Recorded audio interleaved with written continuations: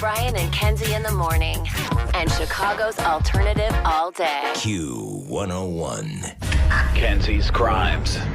Milwaukee police found body parts in a north side apartment. Not because I was angry with them, not because I hated them, but because I wanted to keep them with me. Believe me, if I started murdering people, there'd be none of you left. This is evil, what those people have done to me. C says Heaven's Gate awaiting. I'm not guilty. Q101. Brian and Kenzie on Q101. Time for Kenzie's Krimes, where we all sit around and listen to a story of drama, murder, intrigue from the Chicagoland area. And Pace and I know nothing about what Kenzie's about to tell us, which story. So we're always excited to hear it because maybe we've heard the name and know a little bit about it. Maybe we know a lot, but we always learn something. And a lot of times we know nothing about these stories. I feel like you may know this name, actually. Okay. This is kind of, the infamous, the notorious Herbert Baumeister. Herbert Baumeister. So far, no. Really? Yeah. How about you, Case? Because this is Indiana. No, I don't know a Herbert or a Baumeister. Wow.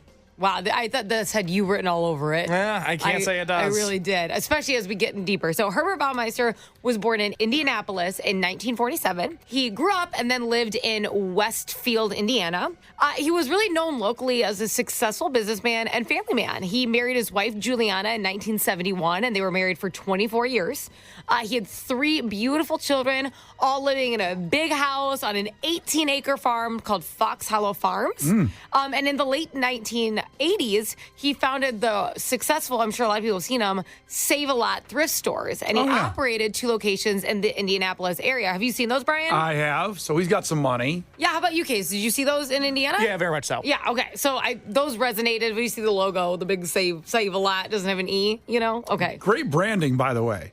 If you say save a lot, I'm going in that store. You know what I mean? Well, it's better than spend a lot. Yeah, I mean, I don't know. That or like a naked girl, and you're like, I'm in. Yeah, those 2 things get me. That gets me through the door. There you go. So he did a good job. Now, however, this is just perception. Herbert did have a secret he was keeping. Oh, boy. So when his wife and children weren't around, or they would go to bed, or they'd go on vacations, he liked to pick up young gay men at bars and take them back home. Oh, boy. And then strangle them to death. Oh, God. Well, that's no good. That's bad. I'm not shopping at Save-A-Lot anytime soon. If they're still around. You took the moral stance? Yeah. I'm out. I'm out. Yeah. Okay. Now, he obviously intended for that to stay a secret until June 1996, when Baumeister's 15-year-old son discovered a human skull about 60 yards away from their home. Baumeister claimed that the skull was actually a medical specimen that belonged to his late father, who was an anesthesiologist. Which actually seemed a little bit valid. People were like, okay, I could see that because he wasn't necessarily raising red flags, right? Juliana actually then filed for divorce just a few months after police questioned her about her husband's possible link to the disappearances of several young men. Not long after, more remains were found on the property. Weeks of unearthing 18 acres led to finding over 10,000 scattered remains, which had been burned, crushed, dismembered, and thrown around. 10,000? 10,000 separated bones, pieces. Oh, my God. Now imagine the task that you're taking on of a human body. Now, Brian, if we killed you, okay, and we crushed you up and burned bones and separated, how many little pieces that would be? So you could gather a bucket of bones and test those. Maybe they're the same person. Maybe it's 7 people. The task of finding out how many victims there are within this and who's all there is just beyond. And we're going to get into that, okay? Actually, and I'm going to pause right there. Because I'm going to say there was an update January of this year. Damn. That is what's still going on with these scattered remains. I also think Bucket of Bones is opening for No Effects at Riot Fest. They are, they're on that side stage. Yeah. They're really good, underrated. Yeah. I also think it's a restaurant thing, like for when you order ribs. So you get like a bucket of bones. Which would be different than this. All right, when we come back, Kenzie's Krimes continues here with Brian and Kenzie on Q101. The Brian and Kenzie Show. On Q101. Brian and Kenzie on Q101. The conclusion of Kenzie's Krimes today. Wow, this one sounds mind-boggling. Can't even wrap my head around it. on the amount of possible victims, and it's just tragic and terrible. You can catch us up again, Kenzie, on where we're at. Herbert Baumeister, otherwise known as the Herbsters, right? Okay, so he was from Indianapolis, then moved to Westville, Indiana. He was kind of the founder and creator of the Save-A-Lot thrift stores, had a beautiful 18-acre ranch, wife, 3 kids. Everything seemed great until they started finding remains on the farm, which added up to over 10,000 scattered remains. His wife left him after bones and remains started being found because she obviously got very scared for her and the safety of her children.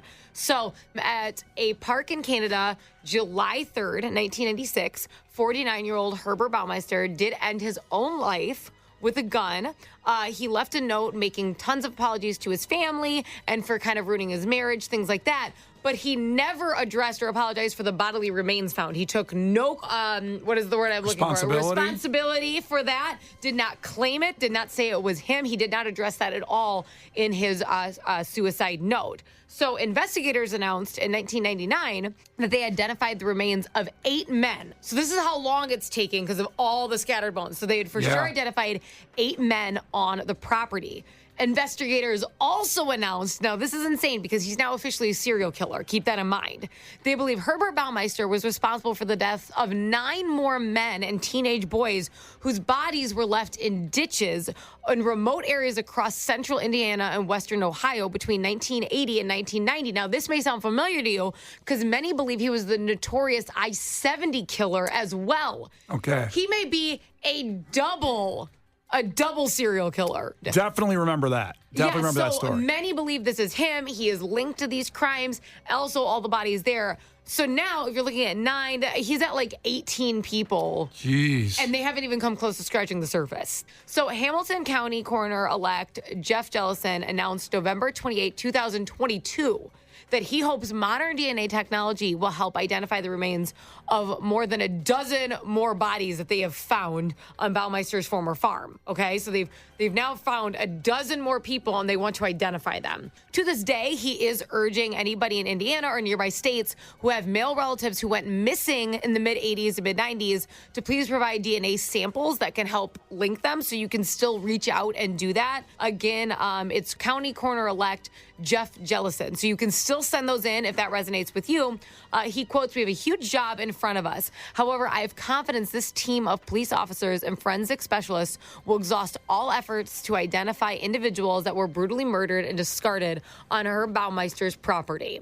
So decades after investigators found human remains on the Baumeister property, a new search, December 4th, 2022, found another bone that led to 20 more locations that they could find bones at on the property buried underneath the ground. Wow.